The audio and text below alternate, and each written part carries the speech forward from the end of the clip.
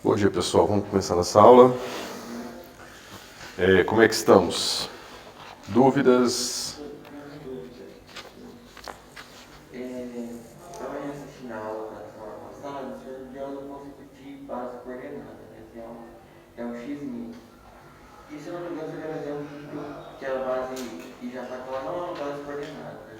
Então eu queria entender qual que é a diferença de uma base harmônica, uma base do corpo normal, e uma base coordenada. O que elas têm de diferente, assim? Tá. Bom, na prática, até onde a gente viu, a gente simplesmente mostrou que del, x, mi é uma base, certo? Se você estiver fazendo coordenadas cartesianas no espaço tridimensional, isso significa simplesmente que esse conjunto aqui, del, x, del, y e del, z, é uma base, tá certo? Se você for fazer coordenadas esféricas, isso diz para você o quê? Que del θ, del φ e del r é uma base coordenada, tá certo? E assim por diante. O que acontece na prática é que você pode pegar esses caras aqui e fazer uma combinação linear. Por exemplo, você pega vou chamar o meu vetor V1, vou botar setinho aqui.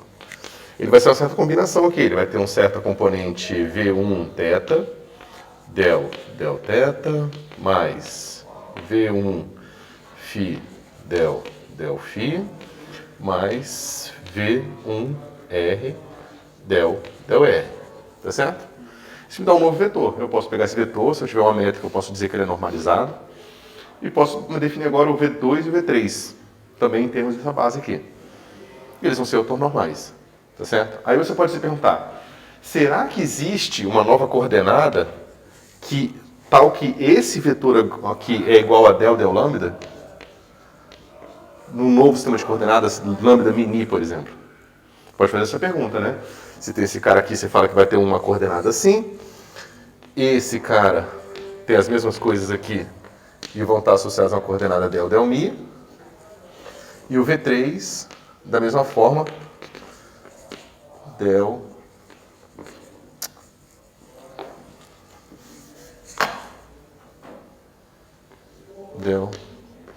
ni.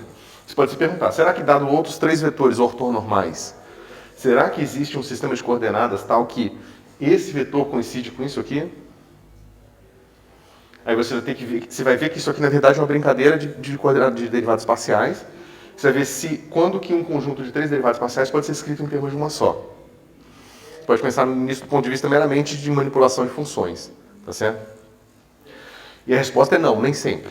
Isso aqui nem sempre é verdade. Tá? Isso aqui não é falso não, é só para dizer que nem sempre uma combinação linear de vetores vai te dar vetores que podem ser escritos como vetores coordenados. A condição para um conjunto de três vetores serem coordenados ou não é o comutador deles ser igual a zero. A gente vai mostrar o que é um computador de campos vetoriais daqui a pouquinho. Tá? Quando o comutador deles é zero, seria, digamos, a visão mais abstrata e geométrica da coisa. Esses vetores comutam num certo sentido. Quando eles comutam, tem um teorema que garante que existe um sistema de coordenadas tal que eles são vetores, são derivadas parciais naquele sistema de coordenadas. Tá certo? Então, uma base coordenada, eu posso mapear uma base de base em base.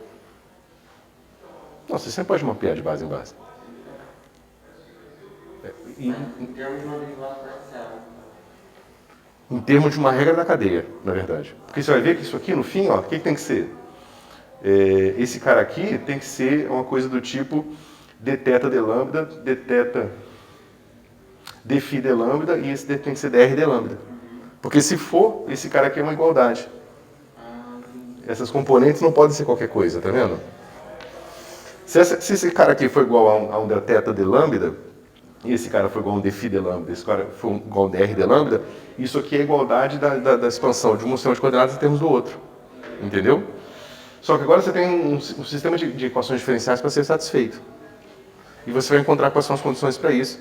As condições vão ser basicamente que você tem derivados parciais comutando, e que se isso for igual a zero, significa que você pode fazer uma coisa em termos da outra, entendeu?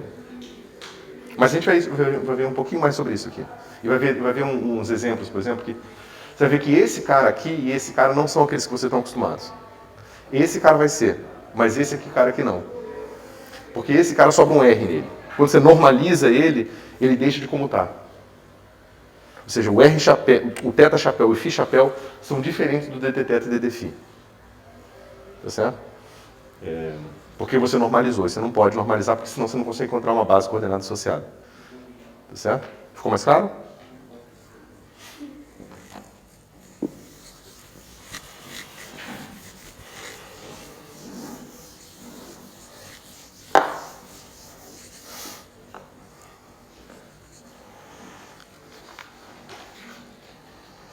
Mais dúvidas?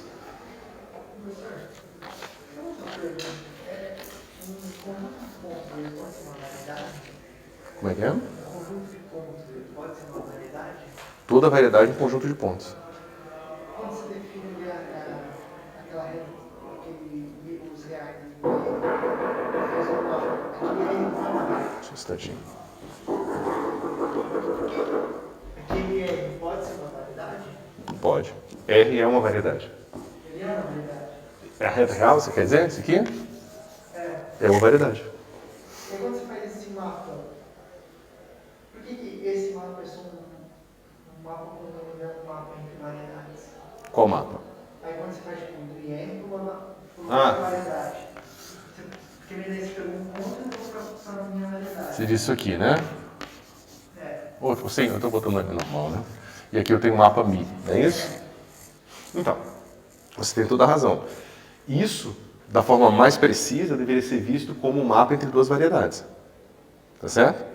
Só que aqui a gente faz um certo curto-circuito, porque, veja, eu tenho os números reais, tá certo? E eu preciso o quê? De um aberto nos reais, que leve os reais nos reais e que seja bijetor, tá certo? Então eu pego o mapa trivial, ou seja, dado o ponto X nos reais, que seria o ponto na variedade, eu falo que Φ, que é a carta, eu estou usando quadradinho, né? O Φ, que é a carta de X, é igual a X. Lembra que eu peguei o R2 e falei que o R2 com x quadrado menos y quadrado é igual a 1 e para determinar o S1?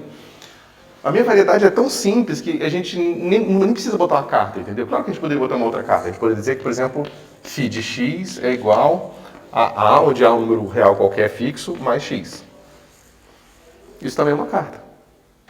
Tá? Ou, né, carta 1, carta 2, eu posso dizer que tem uma carta 3 aqui, que x é igual a mais bx. Tá certo? Ou mais cx ao cubo. Vou tirar esse cara daqui. Também é inversível. Tem uma relação de 1 para 1. Acabou. Entendeu? Só que assim, eu só estaria complicando minha vida. Mas você tem razão. O certo seria isso. Assim, o mais preciso, formal, com todas as letras, seria esse cara aqui. Aí tem uma carta Φ que desce para o R. Tem uma carta, digamos aqui, eu vou chamar de Φ, porque aqui é o R, né? Deixar o Φ sempre para o M, tá? E vamos pegar uma outra letra qualquer aqui. Psi eu já usei. Capa. Tá? Então capa para cá, Φ desce para o R, o RN aqui, né? E aí o mapa da curva realmente deveria ser uma coisa do tipo capa menos 1, bola, Mi, ou seja, sai daqui, vem para cá, daqui vem para, né, para cá e daqui desce. Aí esse cara aqui seria aquela nossa curva que a gente chamou de R de T. Onde T agora é uma coordenada na carta de R. Entendeu? E aí tudo aquilo que a gente viu de push forward, tudo aquilo se vale. Porque na verdade, uma curva é um push forward que está levando essa variedade dentro dessa. Ou seja, uma curva é você enfiar a reta real numa variedade. Só que existem infinitas maneiras de você botar uma reta real dentro da variedade. Por isso que existem infinitas curvas. E aí, no caso, não faz isso aqui de R em R para levar ela para ela mesma. Como é que é? Aí de R para R, aquela carta vai ser dela para ela mesma. Vai ser, se essa carta capa for aquela que eu falei primeiro, né? Que é capa de x igual a x, aí, entendeu? Mas é porque é tão simples que geralmente você não faz nesse nível de detalhe, mas a ideia é essa. Que agora você tem um cara aqui que é aquilo que você está acostumado. Esse cara aqui é o R de T. Que é aquela curva que pega um parâmetro e dá um ponto no Rn aqui. Tá? Ficou mais claro?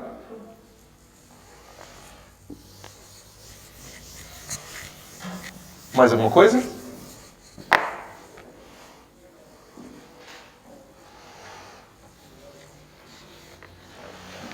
Então, ó, no finalzinho da aula passada, o que a gente viu?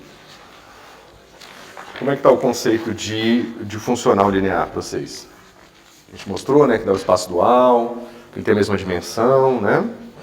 A gente mostrou que a gente pode construir, né, um dual. A gente pode ver que esse cara aqui menos WAEA til, quando atuando em qualquer vetor V, é igual a zero. Né? Foi a última coisa que a gente viu. Portanto, esse cara pode ser escrito assim.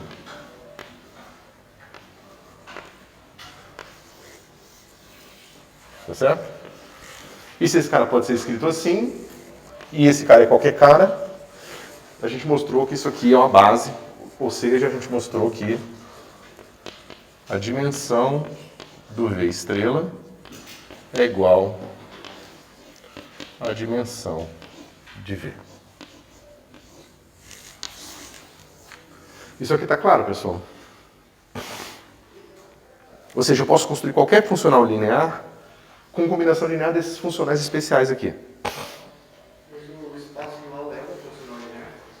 Não. Espaço dual é o espaço onde habita os funcionais lineares. O espaço dual é o espaço justamente cujos os elementos deles são os funcionais, ou seja, os caras que levam vetores em números. Professor, esse daqui você falou que está destinado a ver a verdade. Esse aqui? V pertence. Tá? Não tem variedade nenhuma aqui não. Você falou variedade? Não tem nenhuma variedade aqui. Aqui é V. A gente vai voltar para a variedade, mas por enquanto isso aqui, o conceito de dual, ele vale mesmo para espaços vetoriais e duais que não tem nada a ver com variedade. Mas a gente já vai conectar com a variedade. São números. Lembra que eu defini para vocês?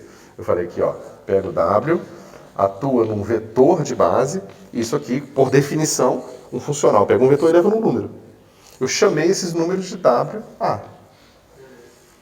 São N números que eu tenho. Porque eu tenho N vetores de base aqui. Quando eu conheço esses N números, eu sou capaz de calcular o produto interno do W, o produto interno não, a ação do meu W em qualquer vetor.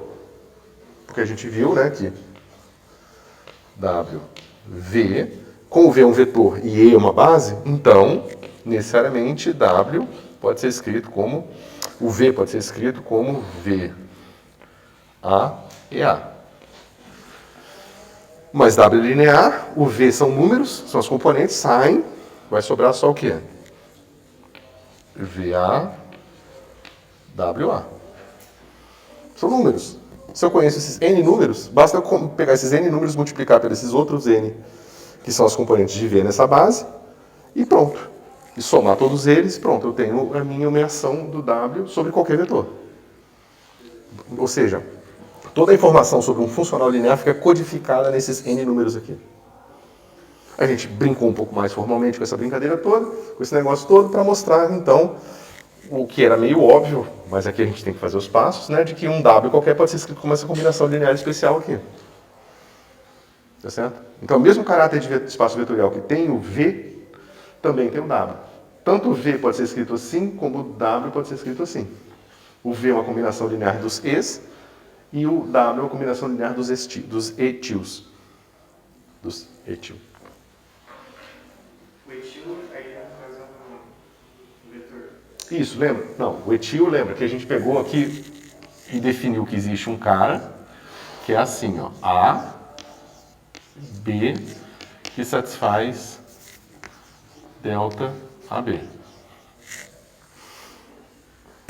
A gente escolheu esses funcionais especiais aqui, ó, que fazem assim, eles pegam todos os elementos de base que não são o A e levam em 0, e o A ele leva em 1. Oi? Não a soma esses A aqui, A, Aqui é soma. Tem soma.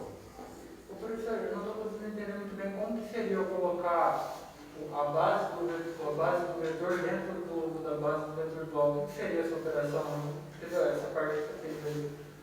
Eu estou fazendo. Como que eu estou. Eu não consigo entender como eu estou aplicando etil A, colocando EB dentro de etil A. Assim, um exemplo, eu não consigo enxergar quando eu faria isso. Tá, deixa eu.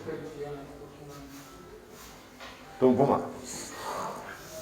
Vocês concordam que eu tenho um W qualquer e ele pode atuar num V qualquer, certo? Eu vou escolher, eu quero calcular agora quem é o meu W qualquer por enquanto, atuando no E1. Tá certo? O nome desse cara aqui eu vou chamar esse cara de W1. Tá certo? Agora eu vou dizer o seguinte, W2, eu vou chamar de W2 e vou escolher que essa constante é igual a zero. Eu estou usando isso aqui para definir quem é o meu próprio W. Ele era qualquer, agora não é mais. Certo? E eu faço a mesma coisa aqui com todos os Ws até o meu EN igual a WN igual a zero. Tá certo? Fiz isso aqui e agora eu vou escolher que esse cara aqui vai ser igual a 1. Lembra, uma vez que eu escolhi quem são esses números todos aqui, eu defini quem é o meu W para qualquer vetor V. Ou seja, esse W que eu acabei de definir usando essas escolhas particulares aqui, esse W, quando atuar no V, vai dar o quê? V1. Tá certo? Esse W aqui em particular, esse específico, eu vou dizer que esse cara se chama A1 til. Agora eu vou definir outro W desse, que vai ser 0 aqui, 1 aqui e 0 no resto. E vou chamar esse próximo de E2 til. E faço isso para todos.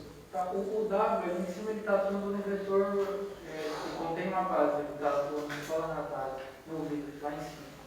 Ele está atuando no vetor, no componente, né? E na base junto. Daí ele está retornando só. Ele atua no vetor. Tá. Ponto. O vetor pode ser escrito como uma combinação linear de números e outros vetores, Tá, ele pode ser que a gente chama de base. Como o W é linear, então o W atuando nessa soma é igual à soma dos W, é a soma dos Ws atuando em cada um dos vetores de base. Ou seja, aqui, quando eu faço isso aqui, eu estou fazendo o quê? W atuando em V, que é igual a W atuando em somatório de A de 1 até N de VA e A. Que, por sua vez, por linearidade, é igual a somatório de A de 1 até N de VA, que são meros números, tá? W atuando em EA. Se eu conheço o resultado dessa atuação aqui, eu conheço a atuação do W para qualquer V. Então, eu escolher esses números é a mesma coisa que eu dizer que eu escolher quem é o meu W. Eu sempre posso definir meu W escolhendo esses números aqui. Da mesma forma que você sempre pode escolher quem é um vetor a partir da escolha das componentes. É só isso. Eu posso fazer essa escolha particular aqui e chamar esse W aqui do etil 1. Ou a mesma coisa ali para o etil 2 e assim por diante. Eu sempre achei que eu ia cair nesse negócio aqui. Eu sempre deixo ele bem...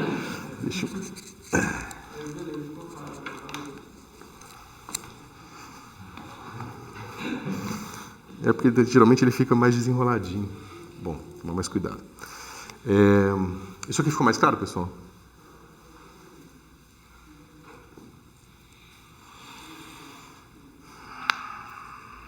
Tá. A definição da base desses caras aqui, todo mundo clareou ou ainda estão com alguma dúvida? Porque isso vai ser, a gente vai fazer coisas com complicar um pouco mais isso, tá? Então é bom que isso esteja razoavelmente claro para vocês. Pode falar. Antes de você falar, eu fiquei uma dúvida no último ponto que você colocou ali. Das dimensões? Isso. Não, embaixo da terceira linha, a última. O outro. Isso aí. Ali você tem convenção de soma entre Tem. VA e A? Sim. É aquilo que eu escrevi ali, ó. Só que ali eu escrevi com a soma só para ficar bem explícito para vocês, tá? Eu estou usando a convenção de soma desde sempre.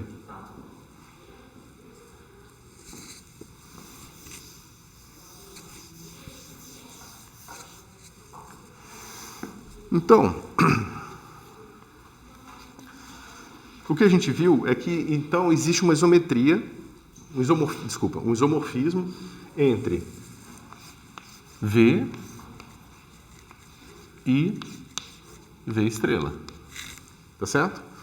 Só que esse isomorfismo, que é basicamente eles têm a mesma dimensão e ambos são espaços vetoriais. Pode falar. O V estrela seria o espaço igual de V? Isso. Tá? É o que a gente está discutindo aqui.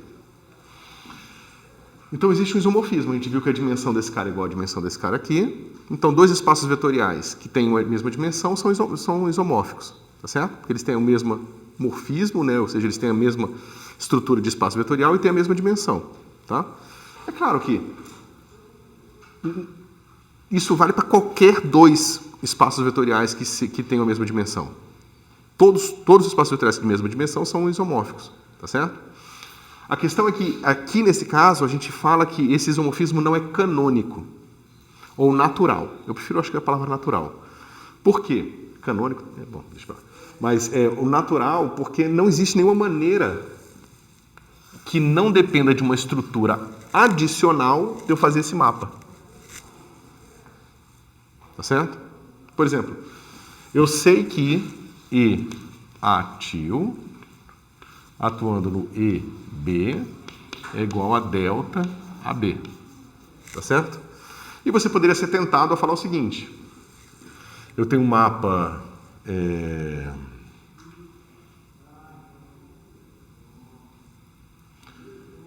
que eu vou usar já essa letra para outra coisa, deixa eu ver.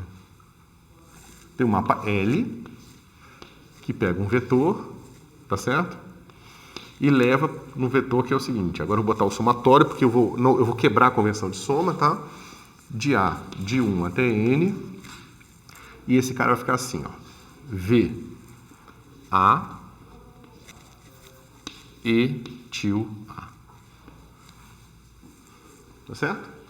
Então, esse mapa L está me levando um cara de V em um cara de V estrela. Todo mundo concorda? Só que esse mapa depende da base. Tá certo? Esse mapa aqui, ele implicitamente depende do E. Se eu mudar a base E aqui, o mapa fica diferente. Tá certo? Então, é o que a gente diz, não tem nenhuma forma, não tem nada que nos permita fazer esse mapa aqui simplesmente na estrutura do que a gente está construindo. Então, ele é não canônico. Tá certo? Então, por mais que essas estruturas sejam isomórficas, elas não têm nenhuma relação natural entre elas. Tá? Quando existe essa relação natural entre elas, que não depende de nada, a gente tem uma tendência maior a dizer que essas duas coisas são a mesma. Tá certo? A gente vai chegar nele. É por isso que eu estou chamando a atenção aqui. Tá? Ok.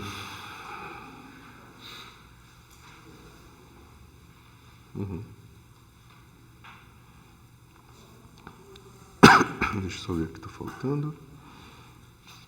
Não. Ok. E, assim, se você tentasse falar, não, quero fazer isso, quero fazer essa mesma brincadeira aqui de uma forma mais geral, né? Então, dado um vetor V, eu tenho um W, V, e faço o mapa seguinte. Eu falo que esse cara tem que ser igual a 1. E eu quero fazer dessa forma, definir do V um W. Tá certo? Só que você consegue mostrar facilmente que existem vários Ws que vão levar o mesmo V em 1. Tá? Então, esse mapa ele deixa de ser injetor. Como ele é injetor, ele não pode ser usado para fazer um mapa 1 para 1 entre esses dois espaços aqui. Tá certo? É só você pegar, por exemplo, o caso em que o V só tem uma componente, digamos que o seu V aqui seja igual ao E1 aqui. Aí basta você ver que esse cara aqui, qualquer coisa que ele tenha na direção etil2, etil3, etil4 vai ser 0. Então eu posso somar e subtrair termos, né? Ou seja, eu posso pegar esse caso aqui e posso falar que esse cara aqui mais E2til também vai levar V em 1. Porque, né, E2til com E1 dá 0. Então esse mapa aqui não é injetor, tá certo?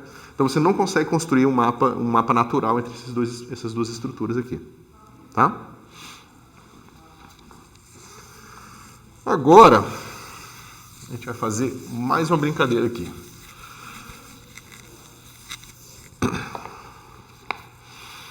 A gente construiu o nosso V.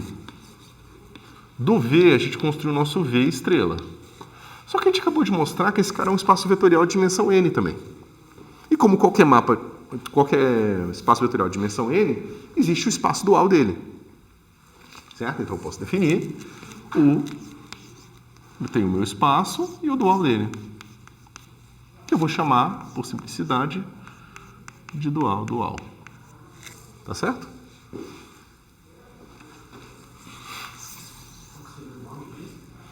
O dual do dual. Sem grandes surpresas. E o que o dual do dual faz? Leva um funcional linear no número, ou o vetor desse espaço aqui, que no caso é um espaço, porque no caso é um funcional linear, leva num número, certo? Ou seja, se K barra pertence a V estrela, então K barra atuando num W-til, né, pertence aos reais, onde W-til pertence ao espaço vetorial ao qual eu estou buscando o dual. Tá?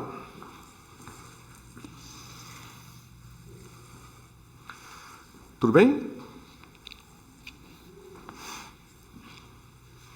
Mas a gente já sabe que o espaço dual de um espaço qualquer tem a mesma dimensão daquele espaço. Né? Então a gente já sabe que dimensão de V é igual a dimensão de V estrela, que por sua vez é igual a dimensão de V estrela. Certo? Ou seja, todos esses espaços aqui são isomórficos. Tá? Só que, diferente desse com esse aqui, eu consigo, de uma forma muito natural, criar um mapa deste cara com esse cara aqui. Tá? A definição é bem sutil, então tentem compreender bem. Se não ficar claro, vocês me perguntam, tá?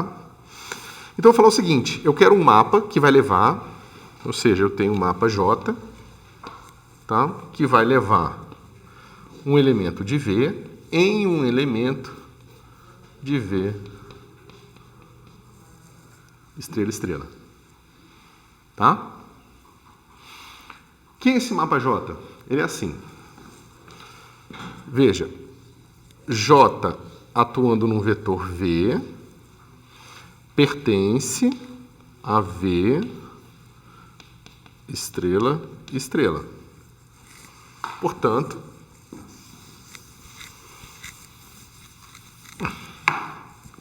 esse objeto como um todo, ele é um funcional linear que leva um W-til num número, tá certo? E eu vou definir a ação dele, ou seja, eu vou definir que J V atuando em W-til é igual a W-til atuando em V.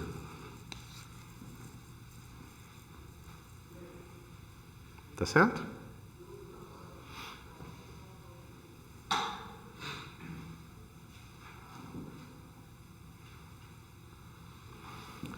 É fácil ver que esse J, por essa definição, é linear. Tá certo? Porque esse cara é linear. Eu estou puxando a linearidade dele para cá. Ó. Porque se eu pegar a J de V mais U atuando em W, isso aqui vai ser o quê? Vai ser W de V mais U, que é igual a W de V mais W de U, que é igual a J de V W mais J de U W. Tá certo? E a mesma coisa com a multiplicação do escalar. Eu pego aqui J do RV atuando em W, e esse cara aqui vai ser igual ao quê? Vai ser W atuando em RV, que é linear, e vira R, W atuando em V, que nada mais é do que o V atuando em W.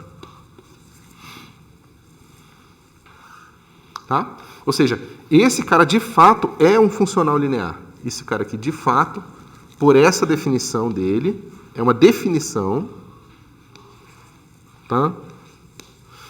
Esse cara é um funcional linear. Ele habita de fato esse espaço aqui. O J atuando num V, o J, né, associado a um V específico, ele é um funcional. Tá certo? Então isso aqui é um mapa. Entre... um mapa aberto, entre conjuntos abertos? Ele é um mapa contínuo, sim.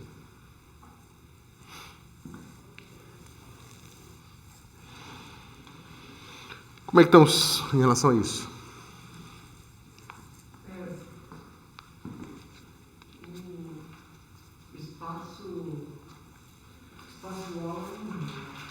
O espaço dual é um. É um número? Não, quando você define o espaço dual,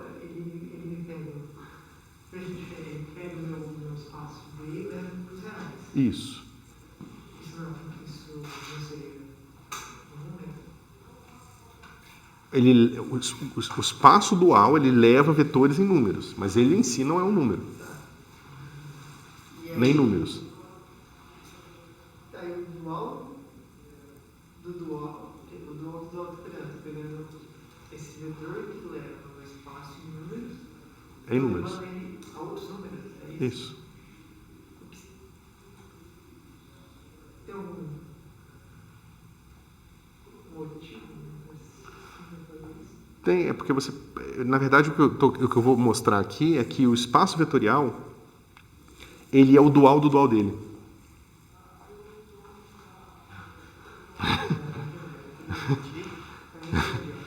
Dado o espaço vetorial, você define um dual, tá certo? Mas você poderia pensar assim, será que eu consigo mais estruturas ainda? Deixa eu pegar o dual do dual. Aí você descobre que o dual do dual, na verdade, ele é isomórfico ao original. Ou seja, esse espaço aqui, ele tem uma ligação natural com esse cara aqui. Então, no fim, você não distingue esse cara desse cara aqui. Isso.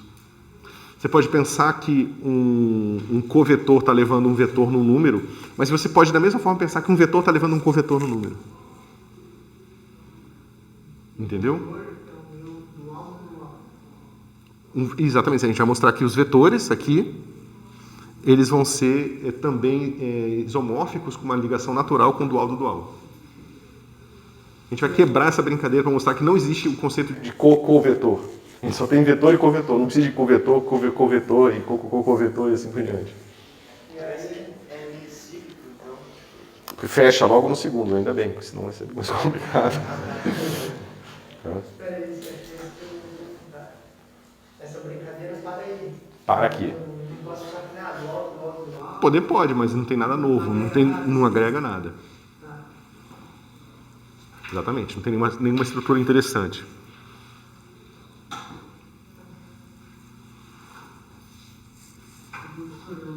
Eu acho que eu não entendi muito bem quando eu vou saber que uma carga ela é um funcional linear.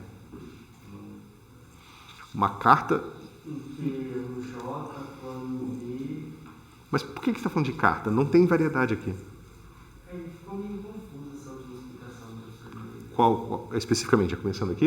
Isso daí, Então, vamos lá. Eu simplesmente falei o seguinte, esquece que isso aqui é um espaço dual. Esquece. Pensa que isso aqui é um espaço vetorial. Pode chamar até de W, se você preferir. A gente fez uma construção que para a gente sair daqui para cá, a gente não escolheu nada especial sobre esse cara aqui. A gente falou, tinha um espaço vetorial com uma base E, vamos em frente. Certo? Se a gente falar, não, beleza, eu vou chamar esse cara de W, esse cara é um W que tem uma certa base, e dada essa base eu construo o dual dela, o dual desse espaço. Seguindo os mesmos passos que eu fiz antes. Tá certo? Então eu tenho agora um espaço dual desse espaço vetorial aqui, que por acaso é um espaço dual desse. Tá? Eu simplesmente usei a mesma construção que eu tinha feito antes, eu repeti. Tá? E aí eu encontrei esse espaço aqui que eu chamei, para a gente não ficar botando parênteses aqui, eu chamei simplesmente V estrela estrela. Certo? Só isso. E aí, beleza, se eu tenho um elemento do meu V estrela estrela, o que ele faz? Ele pega um elemento do meu espaço vetorial W aqui e leva no número. Assim como um elemento desse cara pega um desse aqui e leva no número. Nada de diferente, é a mesma estrutura, a mesma construção, tudo igual. Eu chamei esse cara aqui de K-barra. Só que agora eu vou mostrar para vocês, eu estou mostrando para vocês que existe uma maneira de eu construir esses K-barras aqui que não depende de nada adicional. Eu já tenho uma estrutura de funcional linear desse cara todo aqui. Eu já tenho essa estrutura.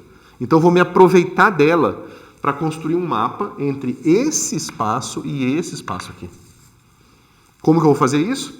Eu vou definir esse mapa J, ele vai levar um vetor num dual do dual, e a definição dele está aqui. Essa é a parte mais importante. Isso aqui me define um elemento daqui, que eu defino que, uma vez agindo no W, a ação dela é essa. A ação dele é essa. Tá certo? Eu estou mostrando para vocês que essa ação, de fato, faz com que esse objeto seja um funcional linear.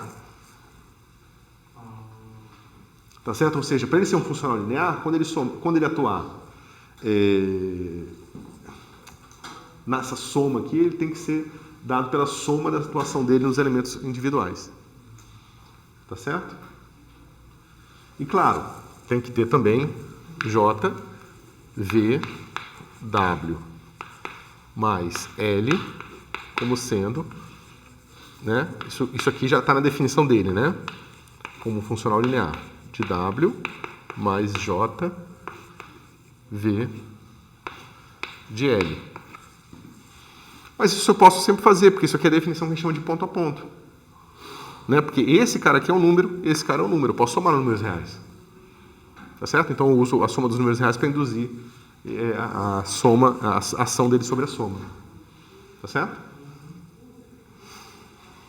E a mesma coisa com multiplicação por escalar, se você quiser. V, R, W, igual a R,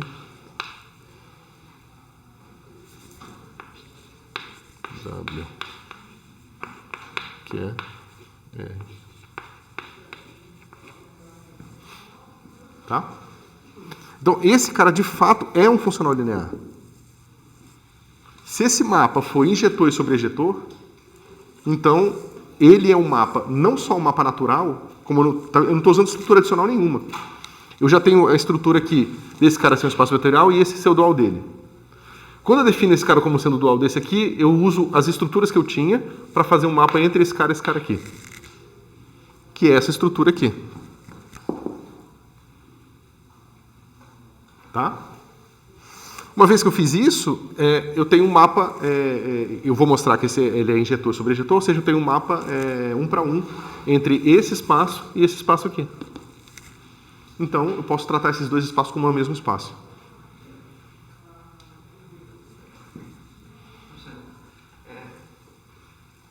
Nessa direção de V, nessa direção estrela, eu posso pensar, eu não sei se eu posso pensar assim, tipo, o meu dual, ele atua no vetor e manda no real, né? Uhum. Mas eu não posso pensar que o vetor está atuando no dual, levando no real. É isso que você faz para definir esse mapa. Você pode inverter esse pensamento, sim. Mas isso formalmente Definido, então, o dual do dual, vamos encontrar um mapa que leva o vetor no espaço dos duais, e esse mapa é definido assim. Mas, no fundo, a intuição que você tem está certa. Você pode pensar que um funcional atuando num vetor, também você pode pensar como um vetor atuando no funcional. É isso que, na verdade, isso fundamentalmente é dizer que não tem estrutura adicional. Porque como você pode fazer esse pensamento, então quando você procura o dual do dual, você descobre que ele já está lá, que é o próprio vetor atuando no funcional. Que tem a mesma estrutura linear que tem do funcional atuando no vetor.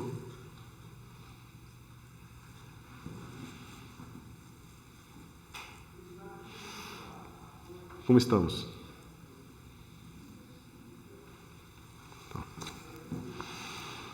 Então, bom, é fácil ver que ela é injetora.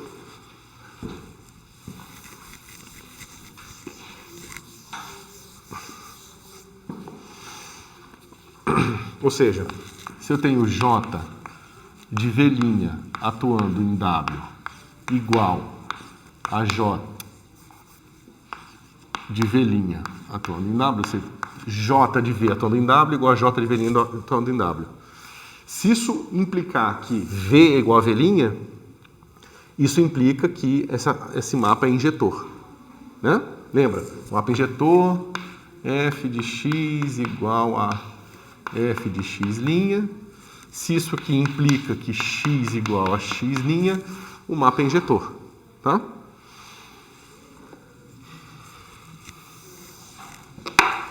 Então vamos lá. Isso aqui vai dizer para a gente que W de V é igual a W de V'. Mas W é um cara linear, então posso jogar todo mundo para a esquerda e isso aqui vai ficar assim, menos V' é igual a zero. Tá certo? Mas isso aqui tem que ser verdade para qualquer W, não só para um.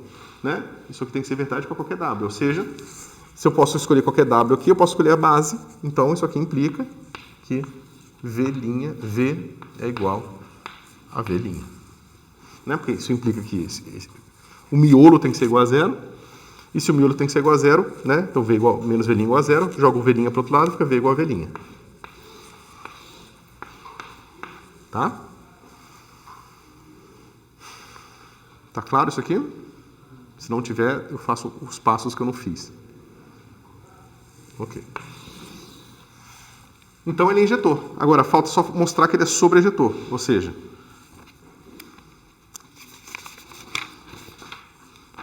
dado um K qualquer,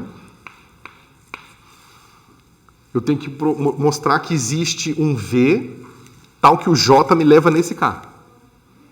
É fácil. Pega esse K qualquer e atua ele na base. Isso me dá N números.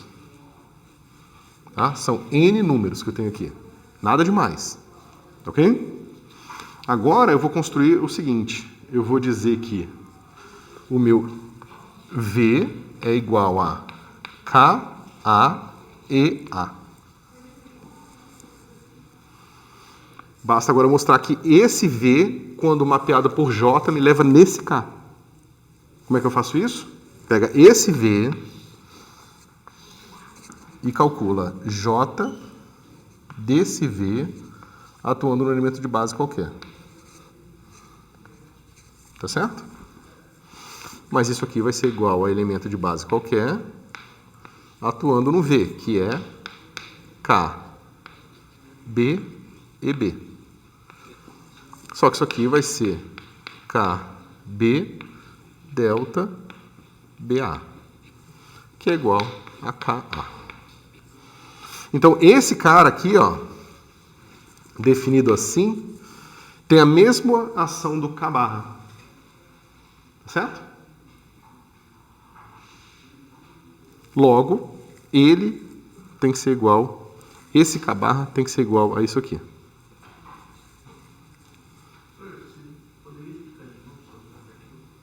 Vamos lá. Para mostrar que é sobre-ejetor, eu preciso mostrar que todo elemento da imagem existe um cara no domínio que leva nele. Tá certo? Então eu peguei um cara qualquer da imagem. Qualquer. Tá certo? Que é o espaço dual do dual.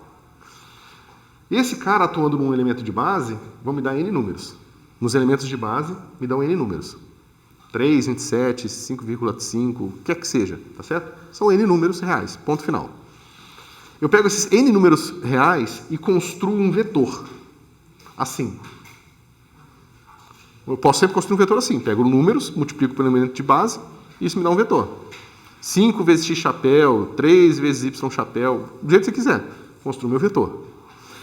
Esse vetor, quando mapeado por J, ele tem essa ação num covetor, que é a ação do covetor sobre ele. Só que a ação do covetor sobre ele é linear, então esse cara sai, fica a ação desse covetor nesse vetor, que nada mais nada que o delta de Kronecker, que somado dá só o K. Então, esse cara atuando aqui tem a mesma ação desse cara atuando aqui. Logo, isso vale para a base, então vale para todos. Então, esse cara é igual a esse. Tá certo? Então, eu provei que todos os elementos da imagem, existe um elemento no domínio, na imagem, existe um elemento do domínio que me leva nele. Então, minha ação é sobrejetora. Tá certo? Então, a partir daqui, você pode esquecer dual do dual e lembrar só de dual do espaço e do seu dual. Dual do dual não precisa. Certo? Exceto em alguns casos.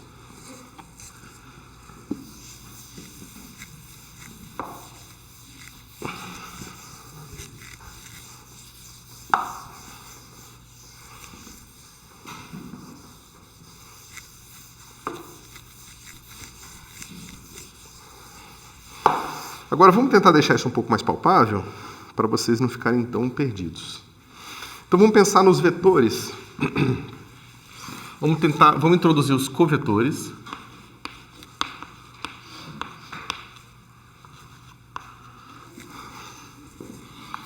Em DPM. Certo?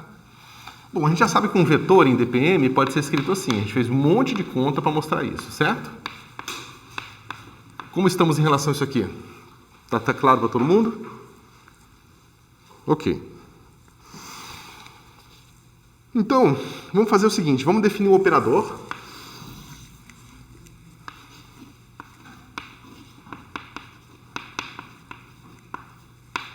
Definição.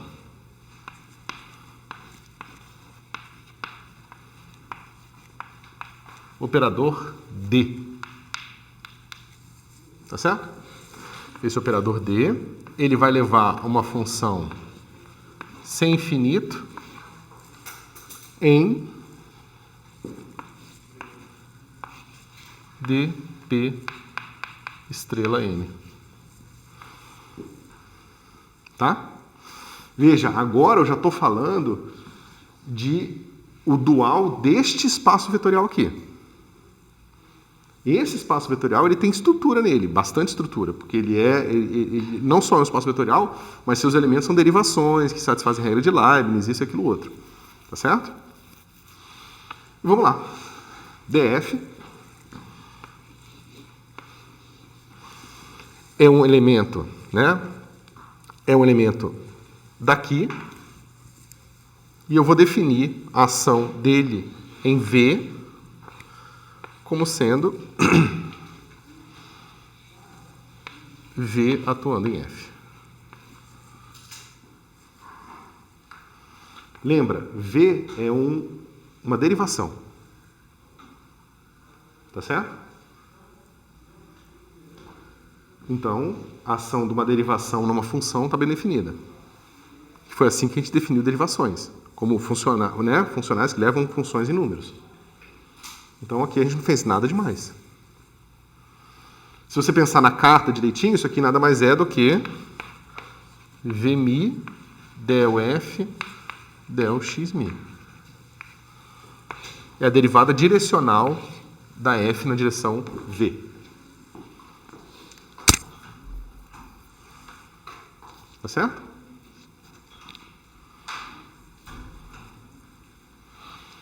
Além disso, você poderia falar, bom, mas isso aí talvez me sirva somente para construir funcionais, alguns funcionais aqui desse espaço, não todos. Mas é fácil ver o seguinte.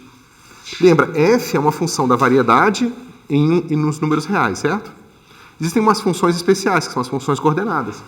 Então, d, x, mi atuando em del x ni vai ser igual a del x mi del x ni, que é igual a delta de mini. Então esse cara forma uma base. Da mesma forma que ddx forma uma base nos vetores, dx forma a base dos covetores. Todo covetor pode ser escrito como uma combinação linear de dx. Tá? E nessa circunstância, os nossos duais a gente chama de informas. Tá?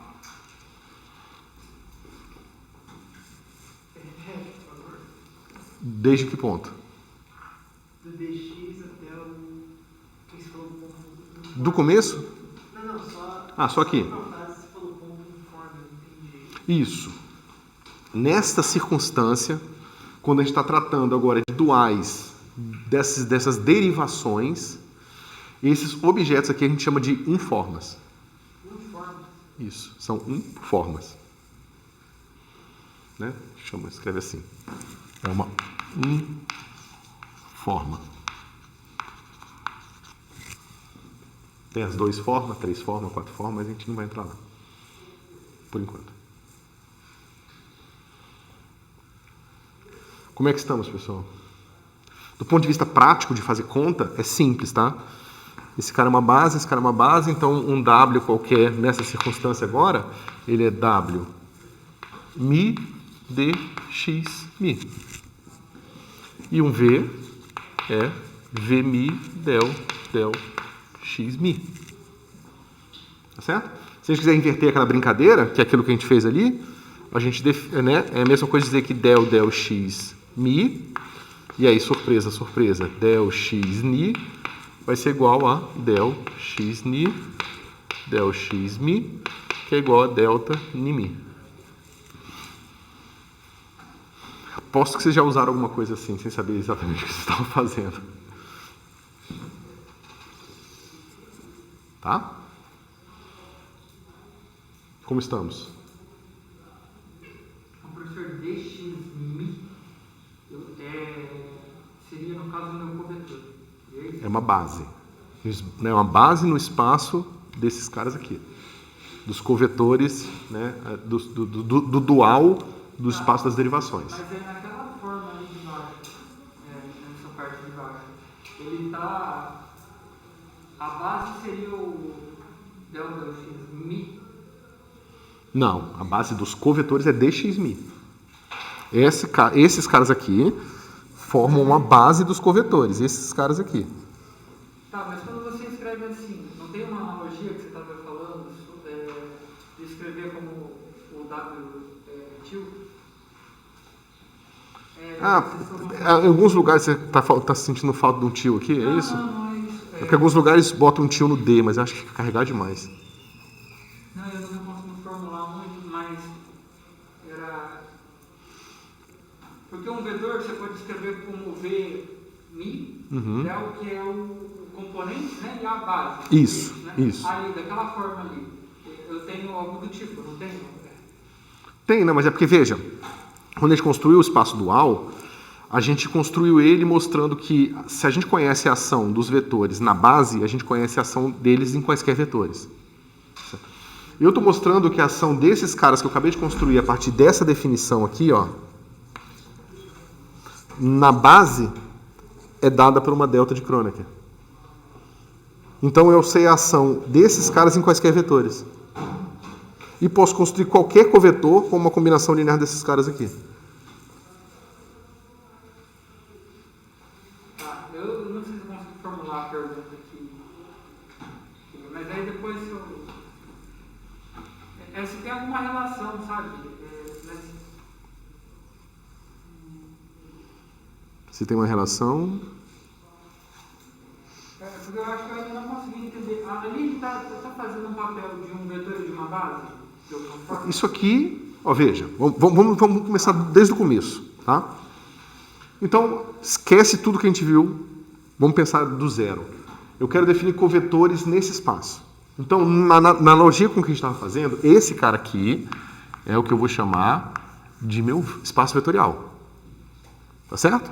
Nada demais. Esse espaço vetorial, a gente sabe que ele pode ser escrito em termos de uma base. Então, esse cara, na minha analogia, é o meu EA. Eu não botei A e Mi aqui aleatoriamente, tá? É porque esse cara aqui pode ser qualquer tipo de base. E Mi eu vou deixar para base coordenada, tá? Grego eu vou deixar para base coordenada. E geralmente latino, começando em A, eu deixo para bases arbitrárias, tá? Mas é só um índice, tá, pessoal? Só um índice. Só que agora, eu preciso o quê? Eu preciso de funcionais lineares. Eu preciso de caras que vão pegar o meu V e levar esse V num número. Tá certo?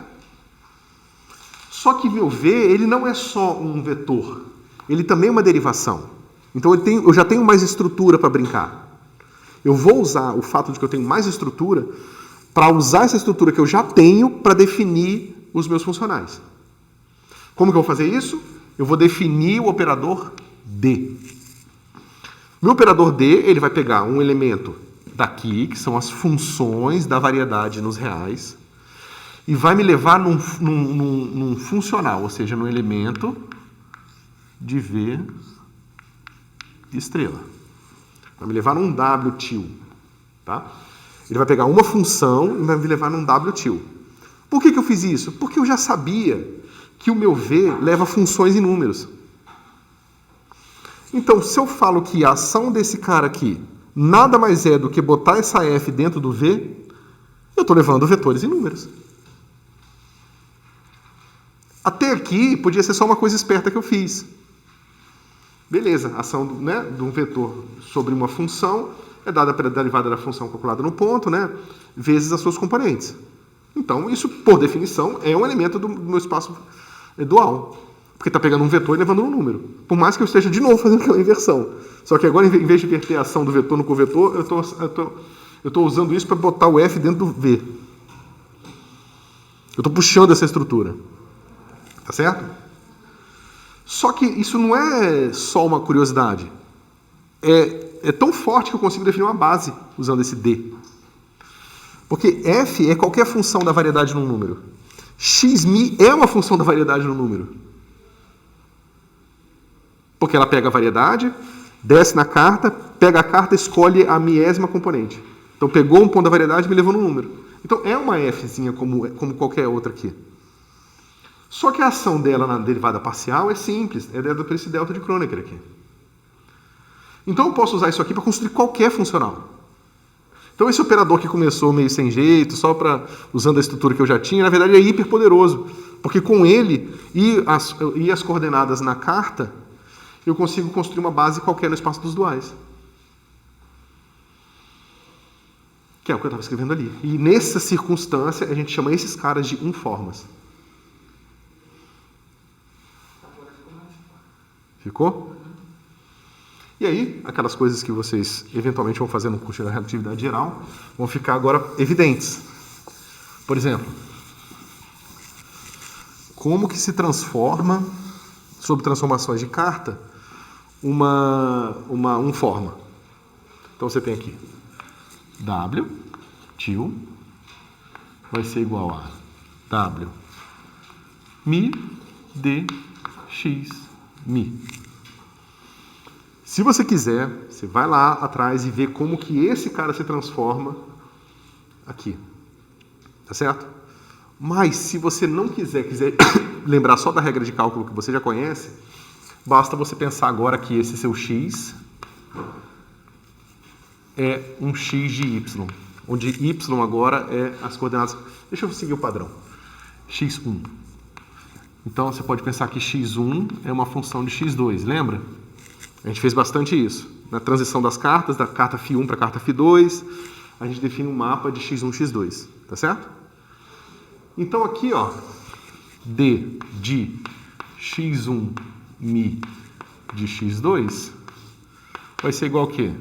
Del x mi1 del x2 ni del x2 mi. Então, quando você mudar de carta, o que acontece? O seu W til vai ficar W Mi. Botar um 1zinho aqui, só para a gente lembrar que essa é a componente desse cara na carta 1, tá bom? Vai ficar 1, e aqui vai ficar assim, ó, del x Mi 1, del x 2 Ni, e essas são as componentes da carta 2. E olha como é que aparece aqui a transformação. Vocês viram isso em relatividade restrita, ou estão vendo isso? E quando você pegar a transformada num vetor, como é que ele vai ser? V é V1 Mi del x Mi 1. Se você brincar com a regra da cadeia, como vocês já devem começar a ter decorado, V1 Mi del x2 Ni del x1 Mi del x2 Ni. E esse cara aqui é a nova componente. Aí, se você quiser, você pode fazer a tradicional coisa da física, que é esquecer tudo isso que eu falei e falar vetores. Você vai chamar isso aqui de vetor e vai dizer que vetores são aquilo que se transforma assim, com essa matriz, com o x2 e o x1 aqui. E covetor são os caras que a componente se transforma assim, com o x1 aqui e o x2 aqui. Né? Esse cara contraído com esse livre, e esse contraído com esse e esse livre.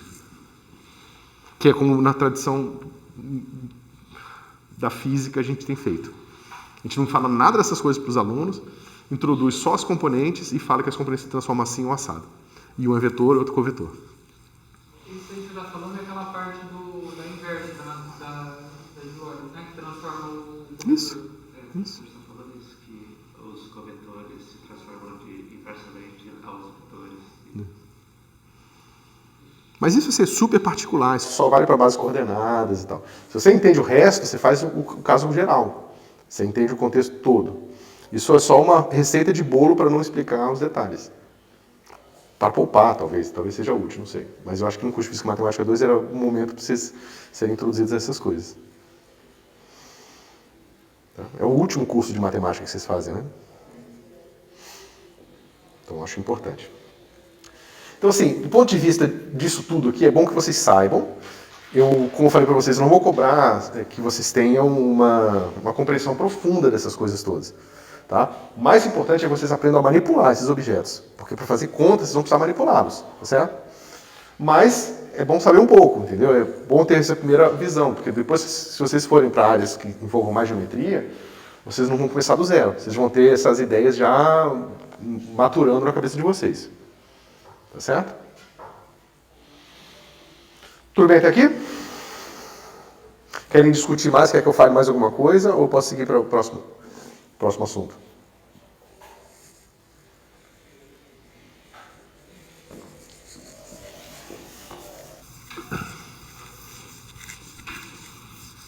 Alguém já tinha visto essas coisas aqui ou é novidade para todo mundo?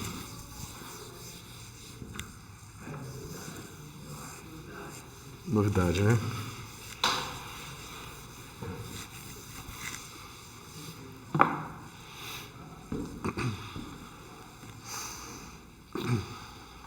Ok. Então vamos lá.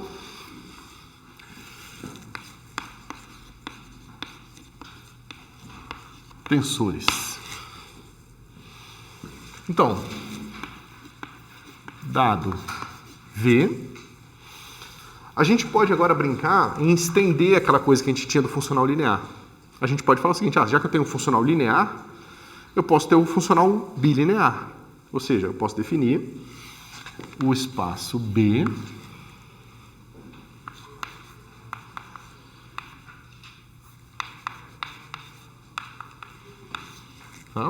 que é o espaço dos funcionais bilineares que atuam assim. T de W, L, tá? Pertence aos reais, então é um funcional nesse sentido, e ele é bilinear porque T de W til mais L til, vírgula, o que eu usei? Qual o próximo til aqui?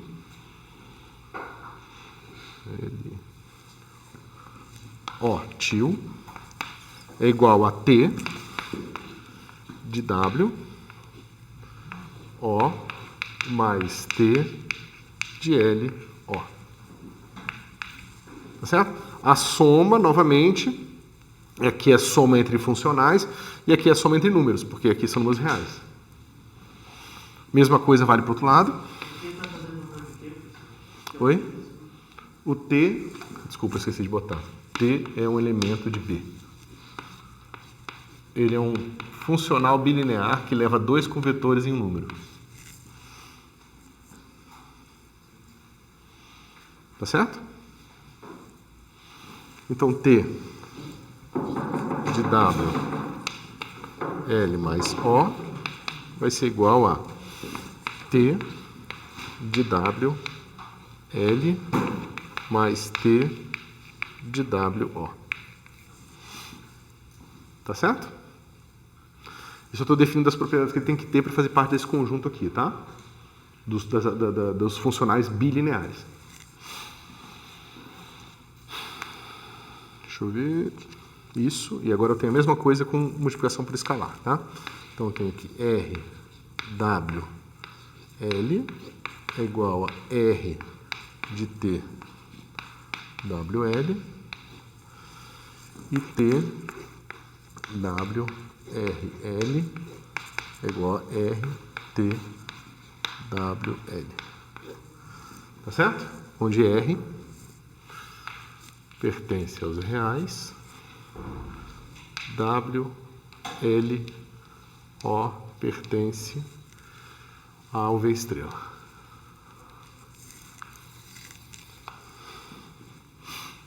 Tá? Deixa eu ver. Tá. Ok? Então, esse é o espaço dos funcionais bilineares. Eu defini o espaço dos funcionais lineares, agora dos bilineares para vocês. Tá certo? Mas, da mesma forma que eu tinha aquela brincadeira de que se eu tenho os meus funcionais e eles são multilineares agora, quando eles atuarem nas bases, eles me dão toda a informação que eu preciso para saber atuar aquele cara em qualquer par. Certo? Ou seja, T atuando em E til A e E til B, eu defino como sendo esse conjunto de números aqui. Tá certo? São números. Né? Dado um T fixo, eu calculo eles nesses elementos de base aqui e tenho aqui esses N vezes N números. Tá? Por quê? Porque se eu sei isso aqui, eu quero calcular agora esse cara em W, L, o que isso aqui vai ser igual? Eu uso linearidade, que é essa que eu acabei de definir aqui, escrevo esse cara em termos da base, escrevo esse cara em termos da base também, isso aqui vai ficar assim, ó, W, A, L, B, T, A, B. Então, se eu conheço esses N quadrado números, eu sei a ação desse meu T em qualquer cara.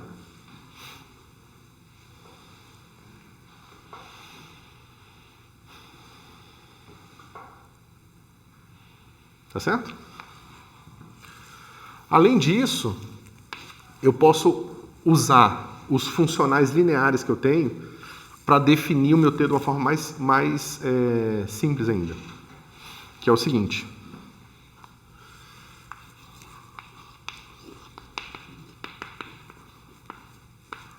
Definição. Eu vou dizer que esse cara leva V. Escrevi no meio do... Esse cara, ele vai levar V, acho que não precisa do parênteses não, em B,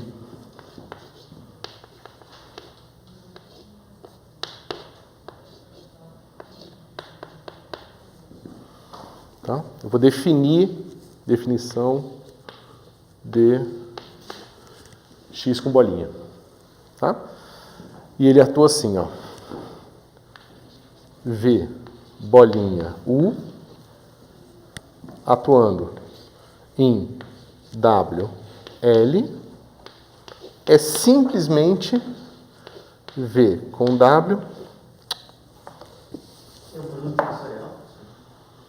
E sim, pode chamar de produto tensorial.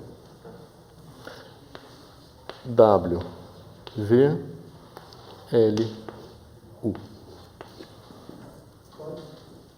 Pode chamar, não é ser um produto tensorial? Não, é porque tem uma maneira mais geral de definir. Mas a gente não vai entrar nisso. Nessa circunstância, em variedade de dimensão finita, ou em espaços vetoriais de dimensão finita, a gente pode chamar esse cara de produto tensorial. Então, definir. Isso aqui é definição. Ou seja, esse cara aqui está levando dois vetores num cara desse espaço aqui. Ó. E a definição é assim. É fácil ver que esse cara é multilinear, porque esse cara aqui é linear em V, e esse cara é linear também em W. Basta vocês fazerem a conta. Tá certo? Então, isso aqui é um funcional multilinear. Ele participa desse espaço aqui. E agora tem sempre essa brincadeira, né? O V ele está associado a funcional que leva o V estrela em números. Da mesma forma que o V estrela que leva V em números. Que é aquela brincadeira do dual do dual. Tá?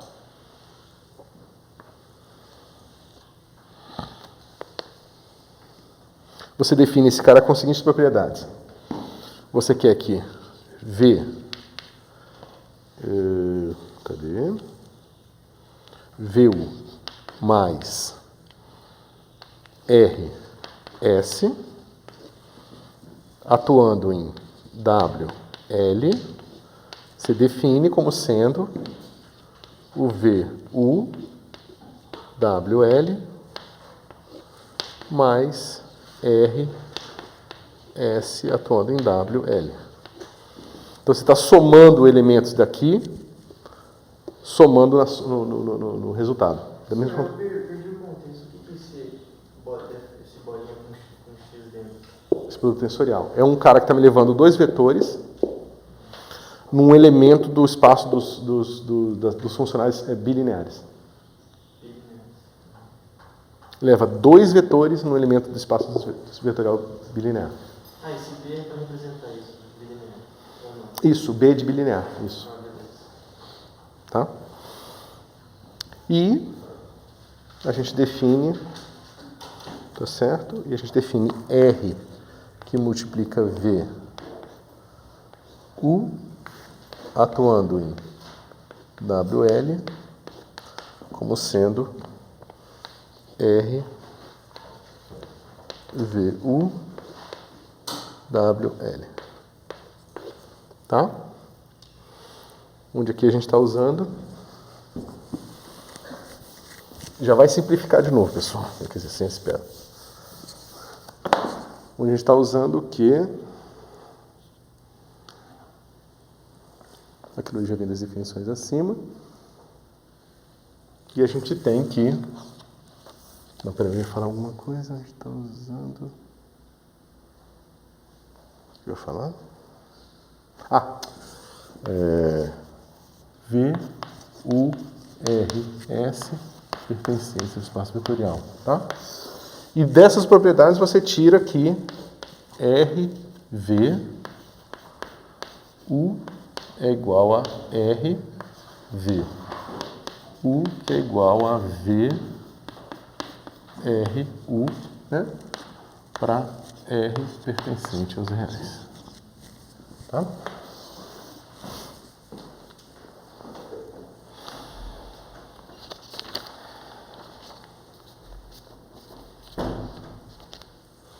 Mas olha que interessante. Sabendo disso, desse produto, usando esse produtinho aqui, ó, a gente pode fazer o seguinte. A gente tem essa soma aqui, eu pego aqueles mesmos n quadrado números e construo um funcional assim. A e B. Todo mundo concorda que isso aqui é um funcional multilinear? Bilinear? Todo mundo concorda que esse cara aqui é um elemento de B?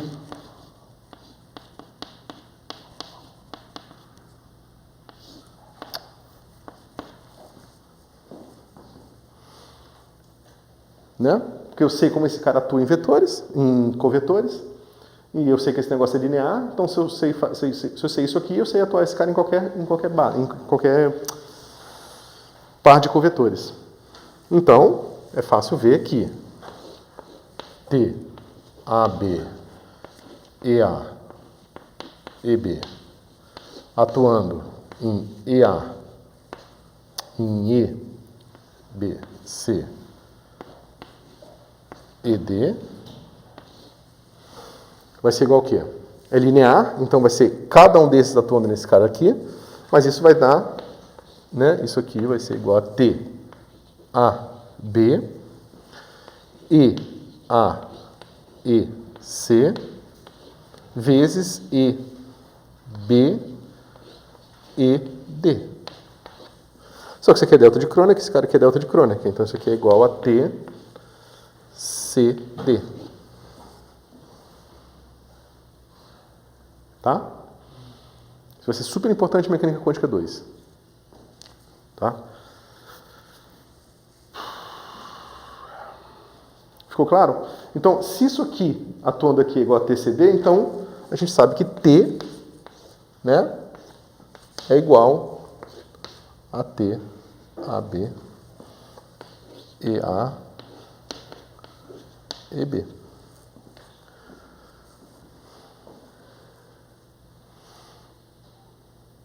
Tá certo?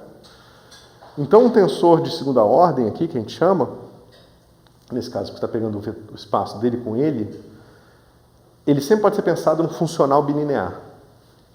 E um tensor de terceira ordem é um funcional trilinear. Ele é linear em 3 entradas. Quadrilinear e assim por diante. Tá certo? Na prática, na física, você usa vetores, tensores de segunda ordem, raramente tensores de terceira ordem e alguns tensores de quarta ordem. Mas fora isso, não me vê nenhum tensor importante de ordem diferente. Eu não estou entendendo o que são os tensores nesse estudo. São esses caras aqui, ó. Acabei de construir um tipo de tensor específico. Eles são nesse contexto especificamente, os tensores vão ser sempre funcionais multilineares. Mas veja, olha que interessante. Um covetor é um funcional multilinear, só que ele é linear só, porque ele só tem uma entrada. Então ele faz parte desses objetos aqui. O vetor, quando visto como dual do dual, ele também é um funcional linear, que leva covetores em números. A gente acabou de mostrar que 2 vetores juntos podem ser pensados como um tensor de segunda ordem, porque eles são funcionais bilineares. 2 covetores também juntos vão dar um funcional bilinear. 2 vetores e um covetor vai dar um funcional trilinear. E assim por diante. Tá certo? Então, na verdade, tensores, nesse contexto, eles sempre podem ser pensados como esses objetos que dependem de algumas direções e covetores e te dão números. Tá certo? A gente vai ver um exemplo de um tensor específico já já. Mas, por enquanto, são essas coisas abstratas. Mas, como eu falei para vocês, parece que é muita coisa, porque você pode ir até infinito, mas na prática, na física, você vai usar vetor, frequentemente bilineares, tá? E algumas vezes trilineares e algumas vezes quadrilineares. Mas fora isso, assim, é raro você encontrar uma situação que você tem um tensor de ordem 6. Tá certo? E tudo isso vai ter significado, tá? Ou seja, deixa eu chegar no exemplo, porque eu acho que alivia um pouco a coisa. Pode falar. Ali, o TAB, quando você está falando, ele é um tensor das bases do dual. São as componentes que você obtém quando você atua o tensor nas bases dual. E ali embaixo... E eu estou mostrando aqui, uma vez que você sabe quem são esses números aqui, você sabe atuar T em qualquer par. Porque quando você atua em qualquer par, esse W pode ser escrito como WA, EAtil, LB, LB etil, EBetil, tá certo? E aí vai ficar esses dois caras aqui, por linearidade, esses caras saem da brincadeira e sobra só isso aqui que eu escrevi assim. Então, se eu conheço esses n quadrado números aqui, ó, eu sei que fazer esse cálculo aqui para qualquer par. Basta eu pegar esses números e fazer essas multiplicações todas e as somas todas associadas. Tá certo? Entendi, mas não opera esses.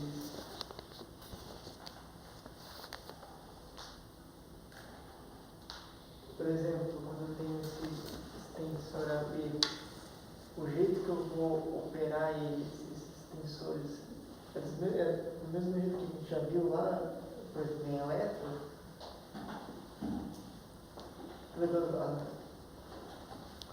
Eu não sei como o que você viu em eletro. Você está falando do eletro 1? É, que você abriu todos os tensores. Não. É que você define o produto externo, produto Isso. propriedades. Lá a gente está usando essas coisas todas aqui. Abrir esse cara é as mesmas propriedades. Mesmas propriedades, mesma coisa. Não muda nada. Lá é um texto mais simplificado, mas isso aqui é mais geral.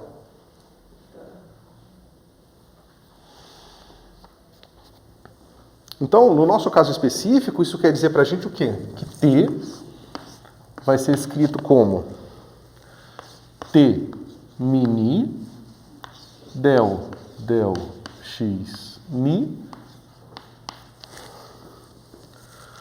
del x ni.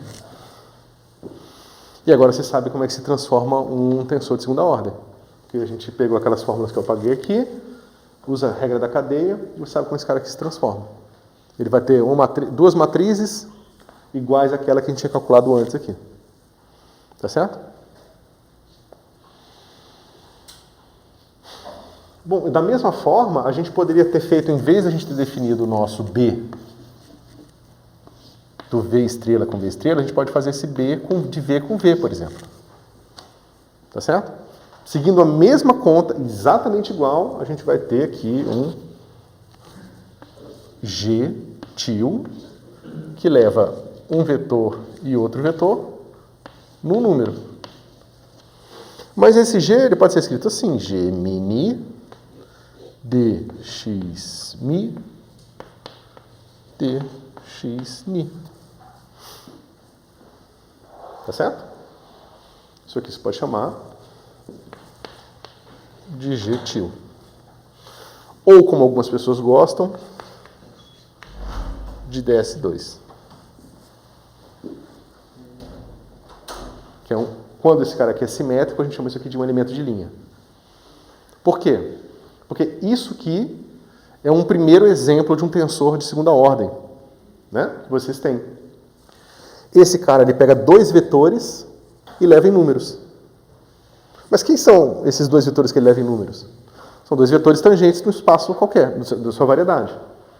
E o número que ele leva é a projeção do vetor na direção do outro. E se for o mesmo vetor, a gente chama isso de norma. Nesse caso, né, quando esse cara aqui é positivo definido, a gente chama isso aqui de uma métrica riemanniana.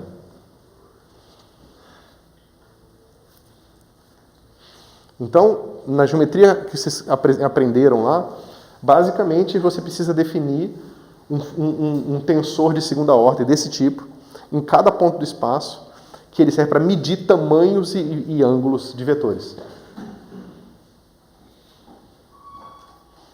Tá?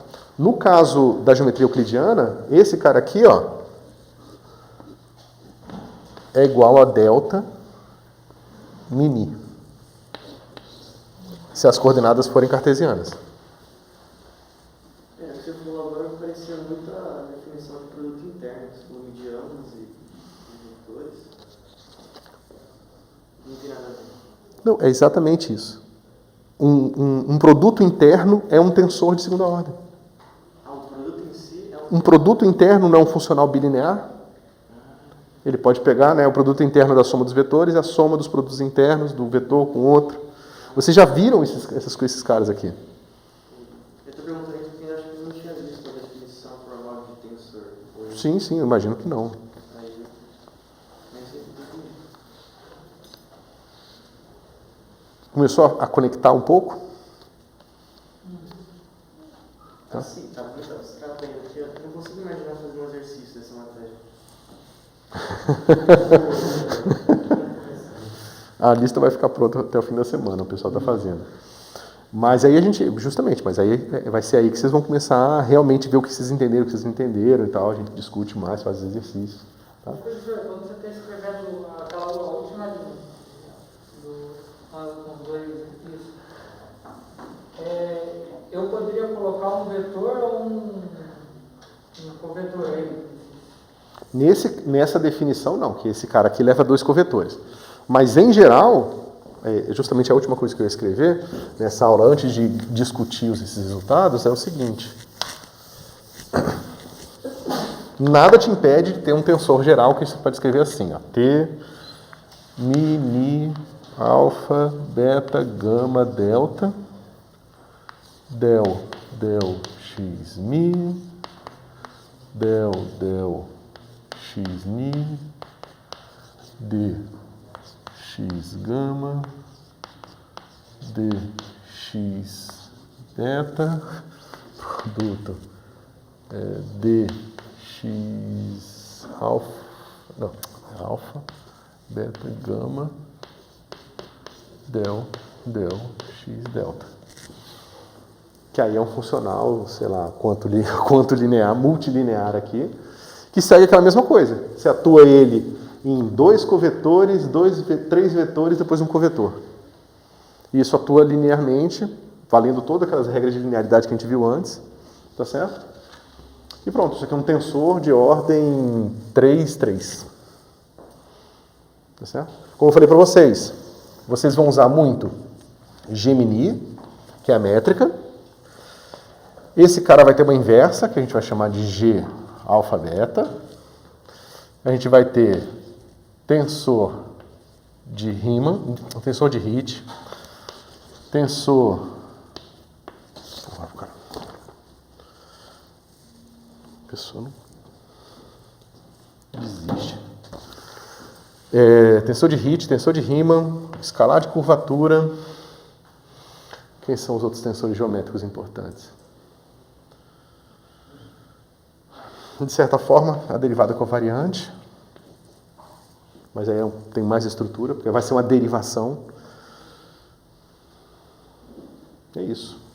Então, em geometria riemanniana ou pseudo-riemanniana, esses são todos os objetos que você vai precisar.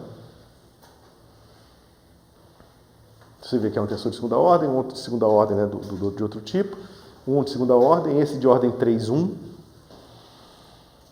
um escalar e uma derivada covariante. Tá certo, pessoal? Então, essas coisas vão medir, esses objetos vão medir coisas geométricas, tá? Esse aqui mede tamanho de vetores, mede ângulo entre vetores.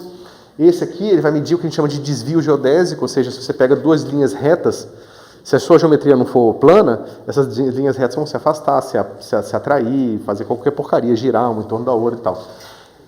Todos esses possíveis movimentos que essas linhas fazem uma em relação à outra são descritos pelo tensor de Riemann, que te dá toda a noção da geometria do seu espaço. Tá certo? Esses tensores, naturalmente, eles se transformam de acordo com esses elementos de base, tá certo? Mas você vê que aqui eu estou sempre multiplicando esses caras por matrizes inversíveis.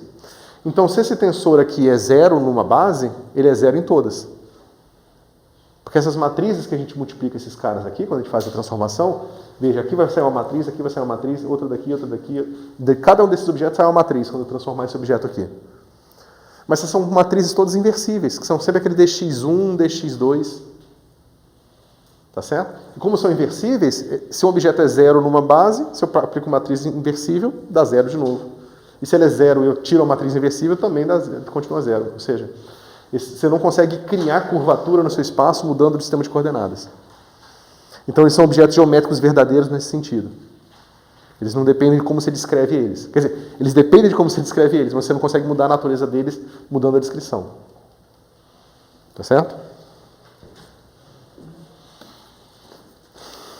Professor, por exemplo, essa métrica, ele é um objeto geométrico. Sim. Ela é o objeto geométrico. Ele é o objeto. Porque uma vez que você fala quem é esse cara aqui, esse vem de graça. Esse aqui, existe você mostra, prova que existe somente uma conexão, que é uma derivada covariante, que é compatível com esse cara aqui e compatível com uma coisa chamada torção igual a zero. E uma vez que você tem esse cara aqui é filho desse. E esse é filho desse, e esse é filho desse. Então, na verdade, a métrica define todo mundo. Por isso que nas equações de Einstein, a variável dinâmica é a métrica. Porque da métrica você tira toda a geometria. E você também falou que os paramétricos, ele dá o tamanho do vetor? Ele me dá tamanhos de vetores. Porque, veja, eu pego meu G aqui, meu G til, aí eu pego um vetor V e um vetor V, isso aqui a gente chama de módulo quadrado de V. Porque é o produto interno. Tá, porque quando eu olhei isso, eu pensei numa matriz. Mas é uma matriz, você pode pensar como matriz. Porque o produto interno é uma matriz. Só que geralmente ela é uma matriz diagonal. Ela é essa matriz aqui, ó, é a identidade. Então você nem percebe que ela é uma matriz, mas ela é uma matriz. Porque você pega assim, VI, VI, e soma sobre I. Mas na verdade é VI, VJ, delta e J. E por acaso, na coordenada cartesiana, num espaço euclidiano, as componentes são exatamente iguais a delta de Kronecker. Por isso que quando você vira a delta de Kronecker com os índices todos embaixo ou todos em cima, saiba que existe geometria euclidiana ali. Porque quando você encontra um mi em cima e um mi embaixo, aí é normal, porque você está pegando simplesmente, por exemplo, o produto de um covetor com um vetor. Mas se os índices estão embaixo, é porque você tem uma métrica tipo euclidiana no seu problema.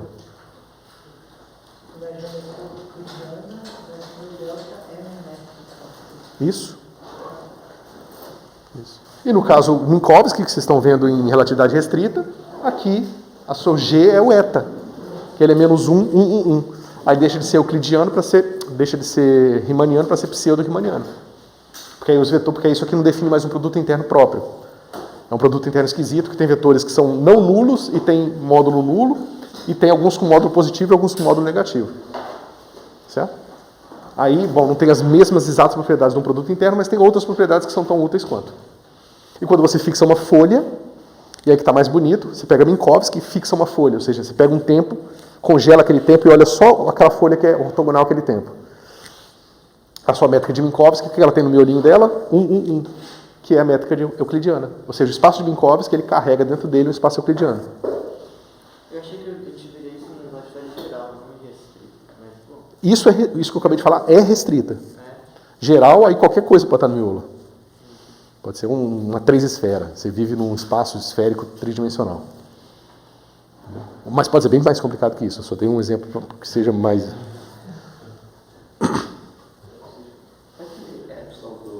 Tem o epsilon, quando você faz produto vetoriano, né? Aparece um epsilon e já vai cá. É tudo um tensor, né? É um tensor. É um tensor de terceira ordem. Os tensores não levam vetores em reais? Então, aquele cara leva 3 vetores no número. Ele é um funcional trilinear. Na verdade, ele é mais que um tensor. A gente chama de uma 3-forma. Mas é o que falta, tá, pessoal? A gente vai fazer 3 formas. Aí eu quero dar uns exemplos disso aqui, principalmente definir os operadores diferenciais, e a gente começa a ir para uma coisa bem mais pé no chão, que é fazer continha, um monte delas. Como seria um caso na física de um tensor que utiliza o produto tensorial? Uma aplicação. De produto tensorial? Não, de um tensor que utiliza o produto tensorial. Uma aplicação. Um tensor... Deixa eu ver se eu entendi a sua pergunta. Uma aplicação óbvia é a seguinte. Uma função de onda... Vocês já viram alguma coisa de mecânica quântica? Então, uma função de onda que vocês estão acostumados, que é esse cara aqui, você pode pensar como sendo a projeção de um estado numa certa base. Tá certo? Esse cara aqui é o que a gente chama de estado de uma partícula. Ou seja, esse cara aqui, na hora que eu projetar aqui, vai me dar a densidade de probabilidade, ou seja, né? Vocês viram lá, ρ é igual a módulo de π quadrado.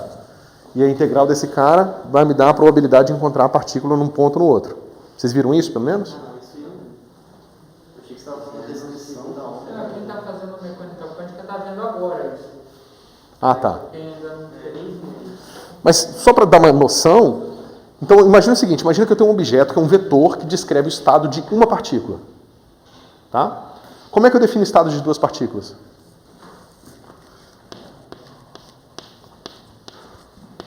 Você pega o produto tensorial. Por que o produto tensorial está fazendo? Ele está dizendo o seguinte, dado uma posição para uma e uma posição para outra, que a gente pensa como covetores, ele me diz qual a probabilidade de eu encontrar essa aqui e aquela acolá. E vai sair um número real. E vai sair um número, nesse caso aqui o espaço vetorial é todo complexo, então tudo que eu falava real agora virou C. Mas aí vai sair um número real cujo módulo quadrado é a densidade e probabilidade de encontrar uma partícula em x1 e uma partícula em x2, e outra partícula em x2. E aí vão ser esses espaços, vão ser esses produtos tensoriais aqui. Os simétricos vão te dar os estados bosônicos e os antissimétricos vão te dar os estados fermiônicos.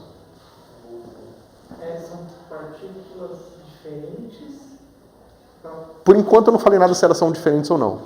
Se elas forem diferentes, aí eu preciso pensar na ordem aqui.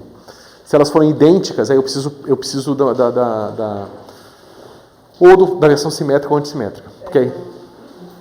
Mas isso aí vocês vão ver comigo, se eu estiver dando esse curso em Mecânica Quântica 2. É porque eu entendi, tipo, sei lá, minha caixa, necessidade de achar uma partícula aqui ou ali. Aí esse produto tensorial não tipo, essa partícula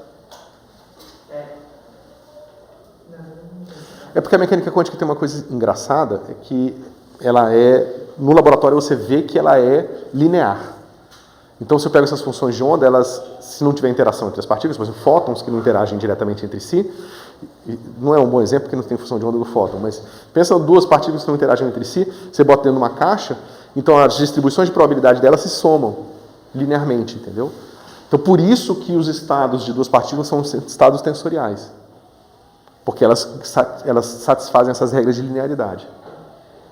O que é engraçado é o seguinte, você pode ter um cara desse aqui, ó, mais um outro aqui assim.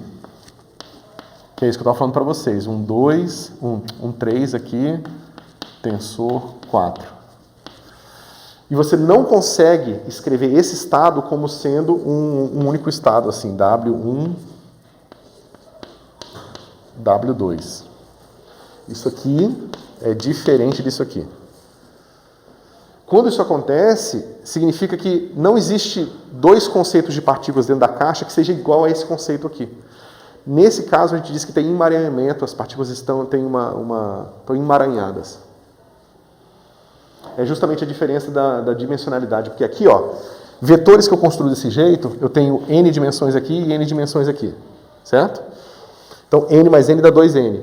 Só que se eu considerar todos os vetores desse tipo aqui, eu tenho n quadrado. Então, no meu n quadrado, eu tenho muito mais do que n mais n. Esses todos adicionais que eu tenho aqui são os estados emaranhados. Mas isso, bom, eu estou tentando dar um exemplo, mas eu acho que eu estou complicando a vida de vocês, tá? Mas, ó, só para dizer que isso existe, tá, pessoal? Isso existe. E não só existe em geometria riemanniana, que vai para a relatividade geral, mas existe na mecânica quântica. E a gente vai ver isso na separação de variáveis para resolver equações diferenciais parciais para problema de difusão de calor numa caixa, tá? Isso é uma estrutura matemática importantíssima. E é por isso que eu falei dela abstratamente para vocês. Porque vocês vão conseguir identificar essa mesma estrutura em várias áreas do que vocês vão trabalhar, entendeu? O tensor parece mais uma operação, olhando assim. Pensa assim que eu acho que você vai se dar bem. Parece mais uma operação. Ele é como se fosse um objeto que te dá informações sobre alguma coisa. Por exemplo, o G. Te dá duas direções para o G e ele te diz qual é a projeção de uma em relação à outra. Entendeu? Pega o tensor de Riemann, te dá duas trajetórias e ele te diz como que essas trajetórias vão se afastar ou se aproximar. Entendeu? Geralmente é isso. O tensor energia-momento, por exemplo. Você dá uma direção temporal para você dizer a folha e você quer saber que nessa folha você quer saber qual o fluxo de energia ou momento na direção dentro da folha, então ele vai te dar momento, ou para fora da folha, vai te dar energia. Então, a maneira que você descreve energia de uma partícula em geral, não só para a relatividade geral, mas em geral, é com um tensor energia-momento. Porque para você dizer qual a energia de uma partícula, é um conceito totalmente relativo, né? Você dizer que, primeiro, qual o referencial inercial, né? E depois, você está considerando essa partícula em que direção? Seguindo a mesma folha daquele seu referencial inercial ou andando numa outra direção qualquer? Tudo isso vai te dar uma energia diferente. Então, na verdade, a energia é um tensor que depende de duas direções. Assim como o momento, que também é um tensor é o mesmo tensor, mas no caso, quando você dá para ele uma direção tipo tempo, uma direção tipo espaço, você ganha um momento. Quando você dá duas direções tipo espaciais, você tem tipo uma pressão. Se eu quisesse descobrir a temperatura dessa sala em um determinado ponto específico, poderia utilizar tensor? Quando você faz teoria cinética em espaços curvos, a temperatura ela tem que ser um vetor. Porque uma vez que você tem que dizer qual é a direção que vai te dar as folhas, ele vai te dar a temperatura naquelas folhas. Pessoal, vamos encerrar só porque a gente só tem 7 minutos para a próxima aula.